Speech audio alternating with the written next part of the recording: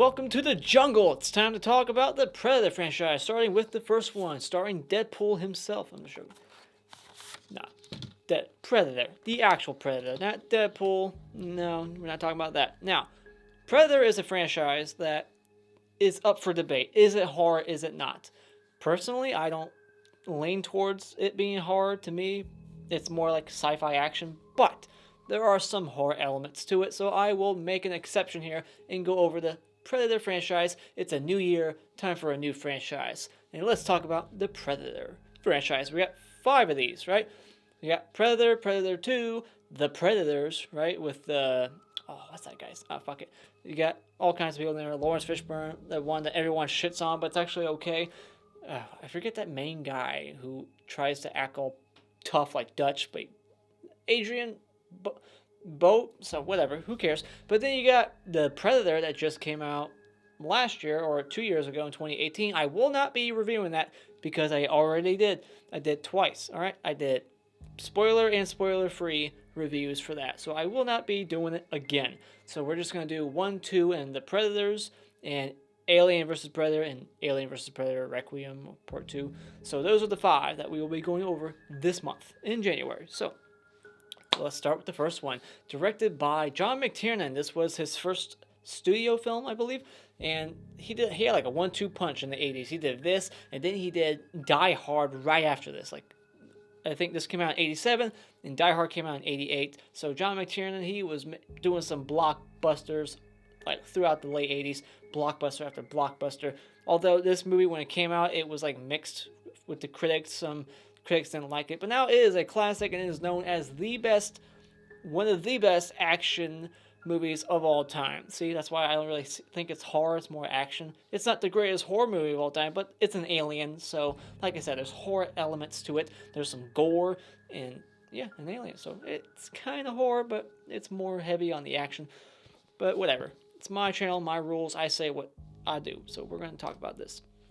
Now, this, of course, has a big cast, and when I say big, I don't mean in names, I mean in names too, but mainly in size. These are all big, fucking huge, weightlifting people. We got, I think, a wrestler in here. You got Arnold Schwarzenegger. You got Bill Duke. You got Creed from the Rocky franchise.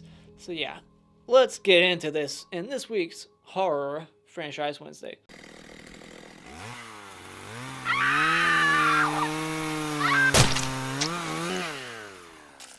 The things I like about Predator that was originally titled Hunter is that the Predator, let's talk about the Predator. The Predator was originally supposed to be played by Van Damme, Jean-Claude, but I'm not sure if any of this is 100%, but this is what I've read. Van Damme was supposed to be the Predator, but he was complaining about the suit.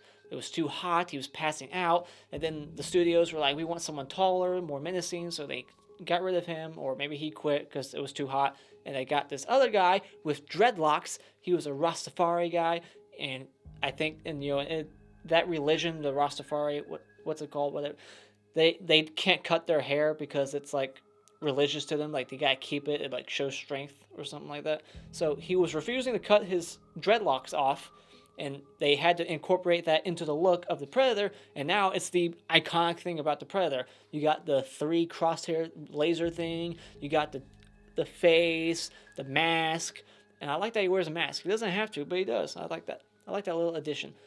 That's kind of like a slasher, they always wear masks. So now the Predator is kind of like a slasher. He's picking them off one by one. He's got the mask on. But another thing iconic about this look is the dreadlocks, and I like that. Just all these little additions that just add to the character. And the special effects of, like, when it comes to the Predator and him turning invisible, at the time, these were some cool effects done by the one and only Stan Winston, rest in peace. This, if you're familiar with that name, it's because you've probably seen the Terminator franchise. And he did the Terminator franchise 1, 2, and 3, especially Part 2, famous for having the best visual effects ever. Stan Winston, who also did some effects for The Thing in 1982, right? So yeah, I like his effects, the gore. This movie has gore like a horror movie, like a slasher. We got skinned bodies. They look amazing. There's lots of blood. You got spines being ripped out, heads getting blown off, kind of. it's just awesome stuff. So the horror fan in me loves seeing that stuff. So it's just added bonus to the film. Like, this was an awesome action movie, but I got the horror elements in there. Just, extra layers of icing on that awesome, delicious cake that this movie is. I also like the jungle sets. I think they filmed this in Mexico, and everybody on set was getting diarrhea because, the water's contaminated. Don't trust the water in Mexico. Ask Creed. He'll tell you. They were shitting blood, I bet. And it's just funny that it's been known as a stereotype, like, oh, the water in Mexico is bad. No, it's true. Like, this movie is an example. There's people that said, like, it wasn't about making the movie, it was about surviving, because everybody on this cast and crew, they were, like, literally, like, trying to survive, just like their characters, because the food and water in Mexico was killing them. But yeah, just whatever jungle they went to, it looks awesome. It looks like a real jungle, probably because of this. So yeah, I like that this was most likely shot on set, like at location, versus green or blue screen in the studio. It makes it feel more authentic. It makes you realize that they're actually there. I like that. I like the more authentic, like on location approach to film versus some green screen stage. So I like the jungle sets in here. The pace of the movie is very quick. As soon as Dutch lands off that helicopter, the movie starts with him arriving, and he's like, all right, what's the mission? And they just go do it, and it does not let up from there. It's always either action or suspense. So this movie is just awesome, and that is because you got a great director in John McTiernan who knows how to film an action movie. This is awesome. You got explosions, lots of action, lots of suspense, and yeah, I just can't say enough about it. I like the look, the guns that the Predator has, and even his little powers. He's got the little self-destruction thing, his little gun on his shoulder, all that stuff. So yeah, now let's talk about the score. The score by Alan Silvestri, who did the Back to the Future trilogy. This guy is just pumping out iconic score after iconic score. When you hear the music in this movie, it's just like, it's adrenaline pumping. And last but not least, Arnold Schwarzenegger himself. Awesome pick for this film. He just did Commando, and then the producers for this film were the producers of Commando, so they got him back in here. He was the first person they went to, and you need him. It's just awesome to see this big, muscular guy getting his ass kicked by an even bigger foe. So I just like that idea. Like, you got the strongest man alive on Earth versus like the strongest, hunter from some other planet, like going face to face. Now, I heard that this movie's concept, I like the concept, but the concept apparently came from a joke about Rocky V. After Rocky IV came out in 85, I think, there was a bunch of people jokingly saying, like, what if Rocky went up against an alien, seeing as how, he's the best boxer? What if he went up against an alien? Would that be, like, his biggest foe? Something like that, and they took that joke and they wrote this script based off of that. That's what I heard. As for the negatives, I don't care for the cheesy one-liners. It's like, it's a very straightforward movie, especially after that big, like, Guatemalan soldier militia fight when they're blowing them all up. That's it. It just turns into Commando in that scene. But everything after that is a sci-fi suspense action movie. But that scene, as much as I like it, there's some stupid one-liners. Let's admit, I think there's like, he hits the guy and he says like, stick around. He like hits him with a knife and then knock knock. It's just corny. You can't help but roll your eyes, and it's just not needed. It's not needed. Mac, played by Bill Duke, Mac. I don't care for him.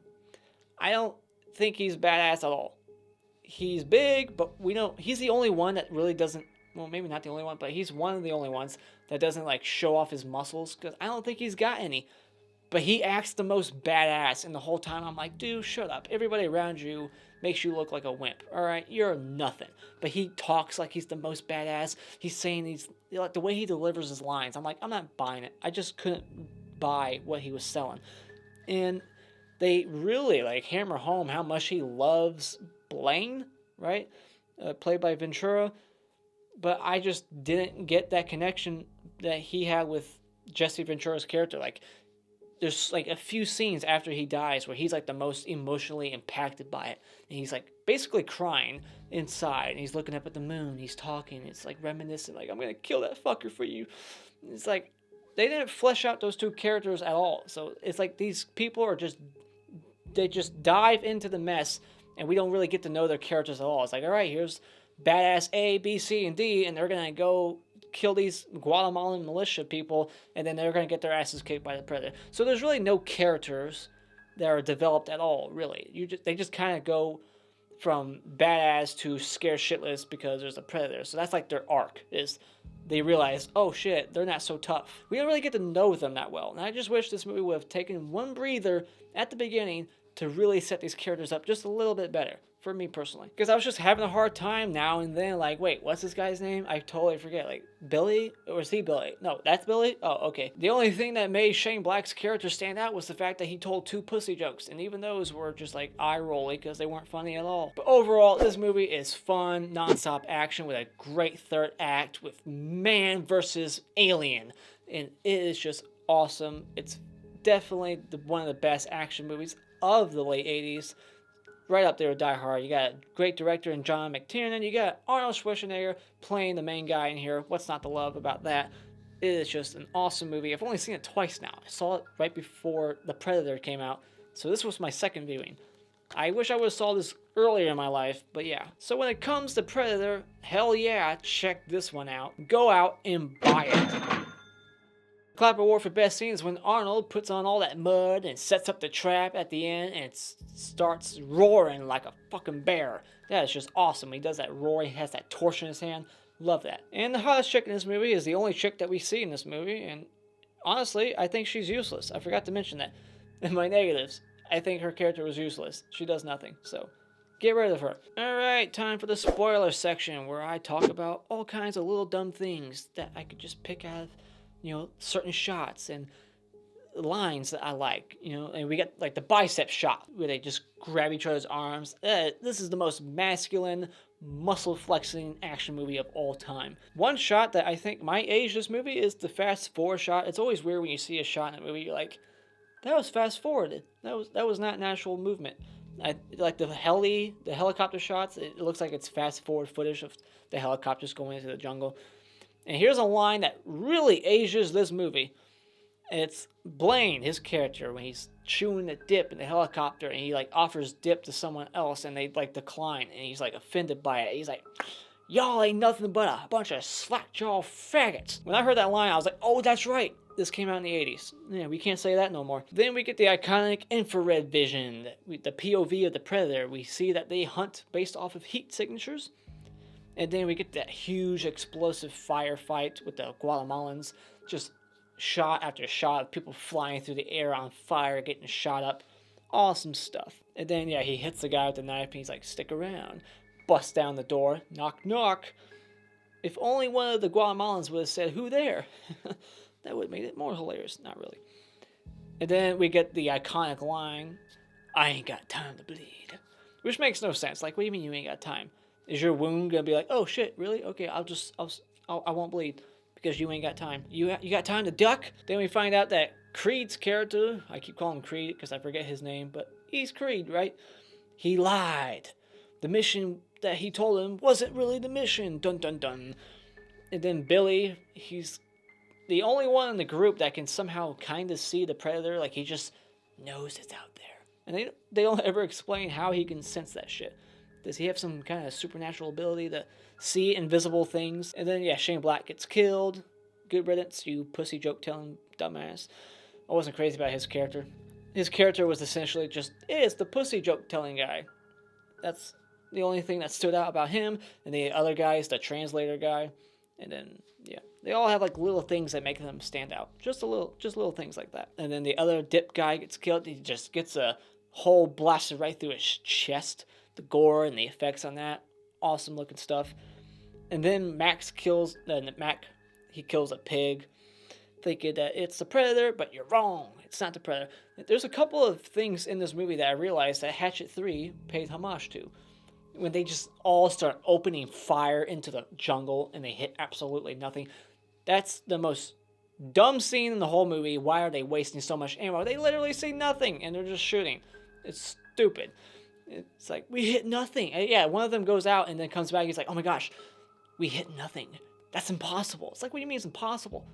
You guys never saw anything. And then the predator steals the body because he's got to collect it as a trophy, you know? It's his trophy. He's got to steal the spine. And we find out he's only killing the ones that have guns. If it bleeds, we can kill it. And then yet the predator gives them time to set up all these traps in the forest. And then it actually gets caught. Yeah. They catch the predator, but it has like devices to cut itself loose. I'm like, why is the predator just watching them from afar make all these booby traps and then somehow gets caught in one of them? What was the predator doing in all that time? Just wondering, you know? Mac is an idiot. He just sees these 3 red crosshairs on his left arm, and what's he do? He goes, oh, let me put my face in that scope of the predator so he can blow my brains out. It's like, way to go, moron. I don't feel sorry for you. Not at all, because you're a dipshit. And then Billy, he's so badass, he just cuts his own chest. And then you hear him screaming like a little girl in the background. It's like, ah!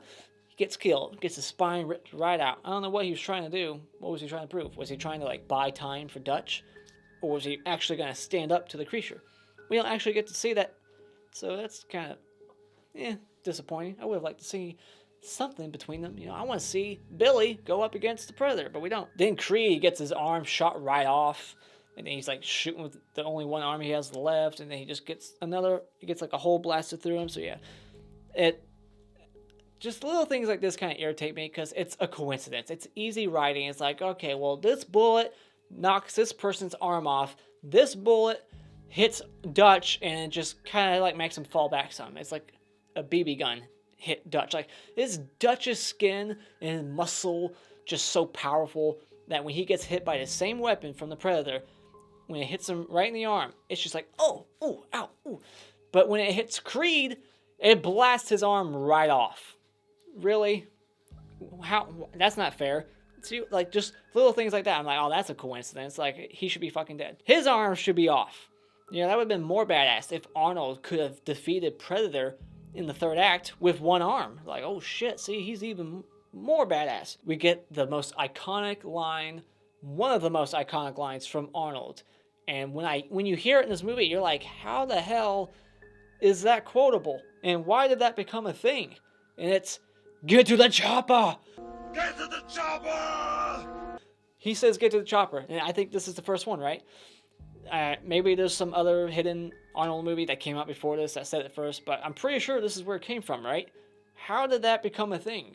Like, when you hear it, you're like, wait, that's iconic? Why? Get to the chopper! Says it once. Then the other lines that kind of are quotable and are kind of popular amongst the Arnold quotes that people always say is, come on, do it! Do it now! Here I am! Yeah, there's clearly a trap. I don't think the Predator is that stupid. Does the Predator understand him in that moment? Because I think the Predator is like, okay, why are you telling me to come to you? You're obviously up to something. And that's in so many movies too, like horror movies especially, where there's like that one character that's like, hey, I'm over here. Don't kill that person. Just come get me. It's like, it's annoying because then they'll always like take their sights off of someone else. Be like, oh, okay, I'll let this person live who's right in front of me, and I'll just go after you now. It's annoying. Stop doing it. Another line in this movie that's popular, in the franchise, they carry this line into every movie, and it's, you're one ugly motherfucker. I don't know why that became so popular. And yeah, we see him rip the spine out of Billy, and then he's all covered in mud, so his body heat's cold now. He's like got all this cold mud on him, so now the Predator can't see him. And he sets up this whole elaborate thing on the giant tree that's like knocked over, just to kind of like set him on fire a little bit. Like, that whole elaborate thing kind of went nowhere. It was just like, I'm gonna nick you with this arrow and it's gonna light you on fire for a bit. But then he lures him into the other trap. Come on, do it. He has like this spike thing that the Predator sees, so he goes around, and then that's when he drops the fucking tree on him. But was there actually something underneath there? Like, did he want him to purposely go around? Like, was there like plan A and plan B, or was that just plan A for him to go around and get hit by the log? But yeah, whatever. He gets killed by the log. And then, yeah, I think that's when he takes the mask off. And then he's like playing Billy's laugh. For some reason, the Predator can record people and then like play it later. So he's playing Billy's laugh out loud, like he's laughing with Billy's voice. That's kind of creepy. He's got like the countdown thing, and then boom, whole forest blows up, or jungle I should say. Dutch makes it out okay, then the chopper comes at the last second, like when everything's settled, just like in horror movies when like the dust has settled and the villain's taken care of, the cops all arrive, like, we're here to save the day. It's like, it's too late, assholes, we needed you 50 minutes ago. But yeah, the helicopter comes, picks up Dutch, and then gets carried off, and we never see him again, and that's a major sin for this franchise. They should have carried him over at least one more movie. He should have been in part 2. But yeah, I like that there's the self-destruction thing because it makes sense. It's like, you gotta destroy the evidence. You know, who's gonna believe his story? All the evidence is blown up. So that's why they don't believe him, right? If I was him, I'd just keep my mouth shut. I wouldn't tell anybody because they end up throwing your ass in the loony bin. Like in The Predator, the loony bus. The Mr. Hat Award for Best Kill goes to Blain. Turns out he can bleed. And the Mr. Twig Award for Worst Kill goes to the translator. I guess he didn't know how to duck. But that's the end of The Predator, or Predator. I guess it's just Predator, right? Because The Predator is the 2018 version. So that's the end of Predator. What do you think about this movie? Is it one of your favorite action movies of all time? Do you consider it a horror movie at all? Or are you like me and you don't, but you're willing to make exceptions for your channel? But put your thoughts on this movie in the comments below. If you like what you've seen here, you can hit this like button and you can become a subscriber today if you haven't done it already. Come on, do it now! By clicking on my cartoon face in about 5 seconds. And until next time, auf Wiedersehen.